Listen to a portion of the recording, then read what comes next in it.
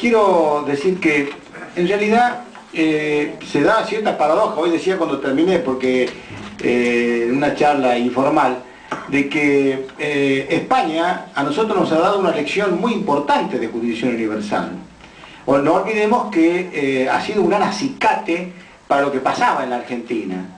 Creo que sería contrafáctico un análisis qué pasaría si qué hubiese pasado si no estuviese en ese derrotero Baltasar Garzón.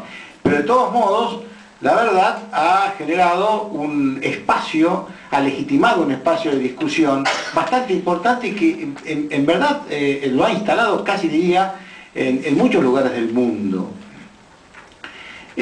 La jurisdicción universal es algo tan fácil de entenderla.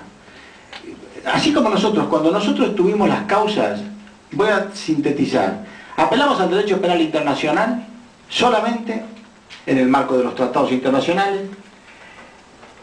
Hubo algún tipo de estrategias para eso, porque la misma Corte nos dio la razón cuando, si bien es cierto, los tratados fueron posteriores a los hechos, había un jus cogens que de algún modo ya estaba vigente. Y con eso nos bastó para entender que Argentina formaba parte de ese derecho de gente de un acuerdo internacional donde estos delitos eran imprescriptibles.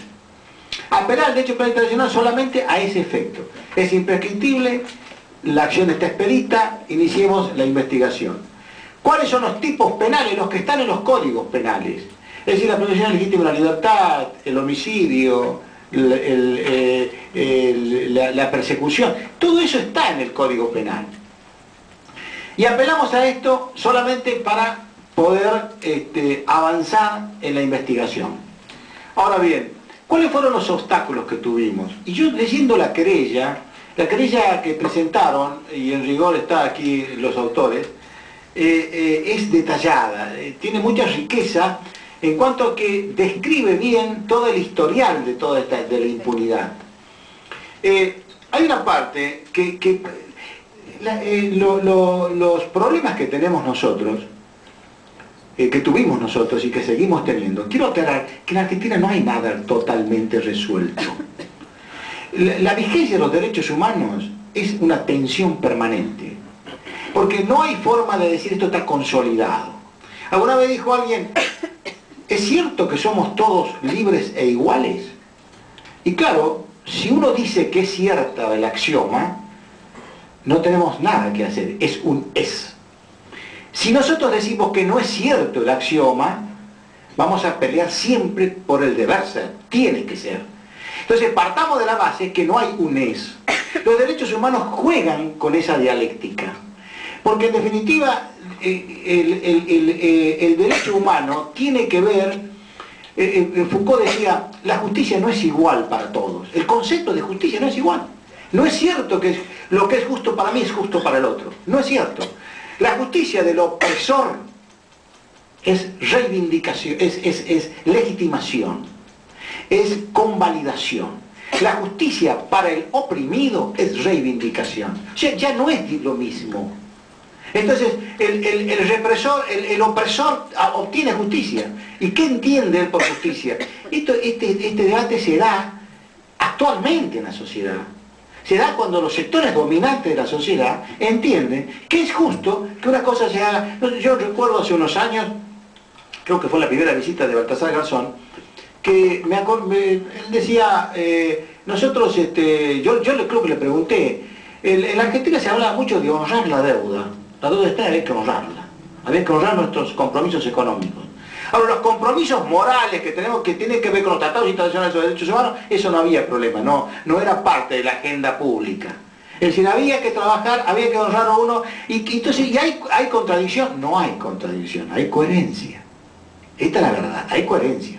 Son esos sectores dominantes que permanentemente, y enfrentamos incluso en los tiempos políticos que generan ese escenario.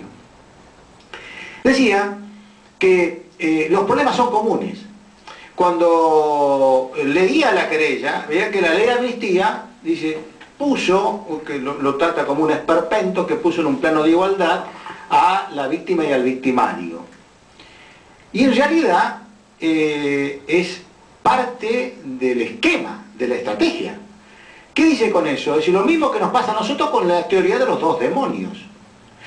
Y hay una deliberada, una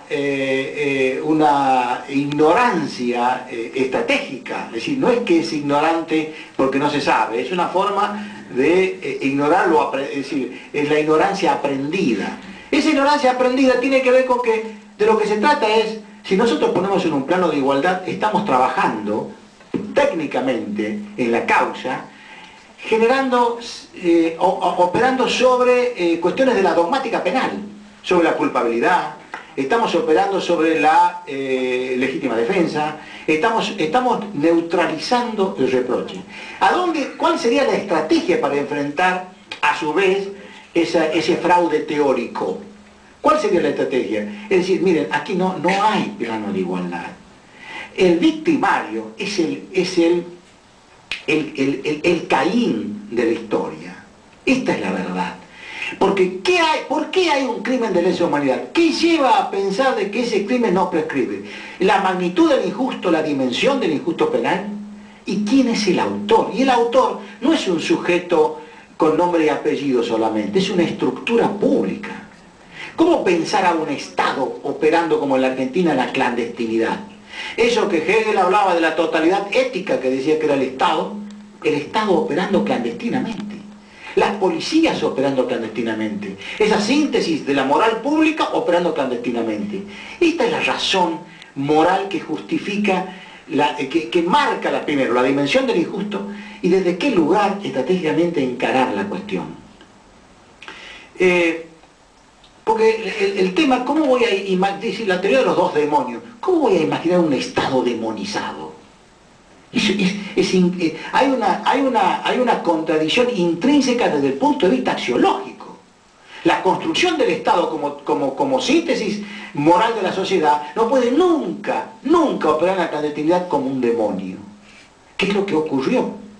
Cuando se habla de los crímenes del franquismo, participa de algún modo de esa dimensión que significa el poder, sin límite, no tiene límite, no hay forma de enfrentarlo al poder estatal en esa maquinaria cuando se pone en funcionamiento. La única forma que construyó la sociedad es el Estado de Derecho. La ley tiene dos caras, una mira al Estado y lo limita, y la otra mira al individuo y lo protege. Esta es la función de la ley cuando se habla de garantías. De ese modo hay que empezar a prepararse para enfrentar estratégicamente cuáles son las trampas que se vienen detrás de los discursos. Y lo vemos todos los días, y hay cosas que son muy sofisticadas. El discurso penal no es derecho penal. El discurso penal es prestigiar la violencia como herramienta de solución de conflictos. El derecho penal es hijo de la Ilustración, no tiene nada que ver una cosa con otra. Pero nos vende como si fuese la misma mercancía. Entonces, la solución está en el aumento de las penas. Claro, uno dirá, pero también nosotros tenemos del otro lado y pretendemos, la pretensión punitiva del Estado es una inflación penal contra el que... ¿Cómo se entiende esta cuestión de los derechos humanos con ese doble estándar? Es coherente.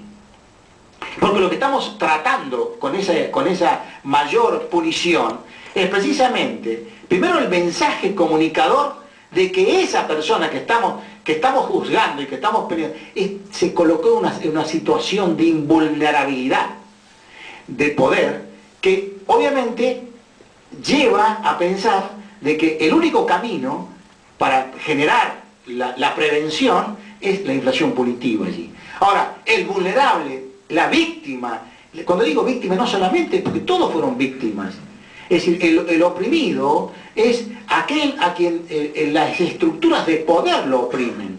Y en esa opresión, ese oprimido sí necesita del derecho penal. Los poderosos no necesitan del derecho penal. No es cierto eso. Esa es la selectividad del sistema. Cuando se habla de selectividad del sistema estamos diciendo, mire, ¿sabe por qué? Mire, en la Argentina acabamos de ver un fallo ignominioso. La Sala Cuarta de la Casación Penal cambió una resolución de la Cámara Federal de Apelaciones con unos votos escandalosos para generar impunidad al dueño de una de las empresas más importantes de la Argentina, se llama Blaquier, que además pertenece a la oligarquía porteña. Porque hay una asociación, cosa que no siempre se da. No solo es rico, sino que pertenece a las familias patricias de Buenos Aires. Lo que quiero señalar, esa gente resuelve los problemas en otro ámbito, en otro espacio. Esa selectividad, el vulnerable del que habla tanto Eugenio Zaffaroni, ese es el vulnerable que necesita, y que están llegando a las cárceles. Incluso en estos juicios, la selectividad también siguió operando. Fíjense, las cárceles argentinas no están llenas desde luego, pero la mayoría son los ejecutores del hecho. La manufactura, digamos, de baja calidad. Son los que llevaron los que hicieron el trabajo sucio, los que ordenaron, los sectores de poder que se beneficiaron, porque era un proyecto político y económico. Los que se beneficiaron están andando por la calle. Obviamente los mejores estudios jurídicos, las mejores, las respuestas de la estructura jurídica también genera ese marco de impunidad. Entonces, quiero señalar que en definitiva, y otra cosa que quiero decir además de, ¿qué significaron los organismos? Sí, ya sé. Los organismos han sido la pieza ortopédica de lo que fueron estos procesos. Sin los organismos es muy probable que nosotros no hubiésemos logrado nada de todo lo que se logró. Yo, para terminar, como esto es una mesa de memoria y como me apuran, voy a terminar con una frase de Walter Benjamin, que dice: la memoria abre expedientes criminales que el derecho considera olvidados. Esto es fundamental, ¿eh? Gracias.